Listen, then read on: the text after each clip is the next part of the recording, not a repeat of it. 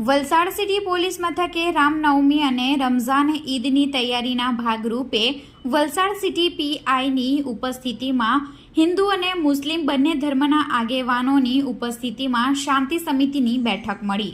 Valsad city police station ખાતે રામનવમી અને રમઝાન ઈદ તહેવારોને લઈ શાંતિ સમિતિની મહત્વપૂર્ણ બેઠક યોજાઈ હતી।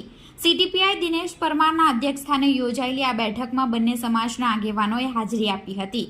બેઠકમાં મહત્વપૂર્ણ નિર્ણય લેવામાં આવ્યો હતો। રામનવમીની શોભાયાત્રા શાંતિપૂર્ણ રીતે યોજાય તે માટે મુસ્લિમ સમાજે સહયોગ આપવાની ખાતરી આપી હતી।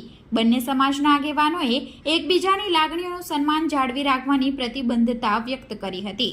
વલસાડમાં વર્ષોથી હિન્દુ મુસ્લિમ એકતાની પરંપરા રહી છે। મુસ્લિમ સમાજ હિન્દુ સમાજના તમામ ઉત્સવોમાં સહભાગી થાય છે, તેવી જ રીતે હિન્દુ સંગઠનો પણ મુસ્લિમ સમાજના ઉત્સવોમાં સહયોગ આપે છે। શાંતિ સમિતિના સભ્યોએ જણાવ્યું કે વલસાડમાં ભાઈચારા સાથે તમામ તહેવારોની ઉજવણી થતી આવી છે અને આગળ પણ થતી રહેશે। બેઠકમાં શાંતિ સમિતિના સભ્યો, રામનવમીના આયોજકો, વિવિધ મસ્જિદના મૌલાના, ટ્રસ્ટીઓ અને આગેવાનો મોટી સંખ્યામાં ઉપસ્થિત રહ્યા હતા।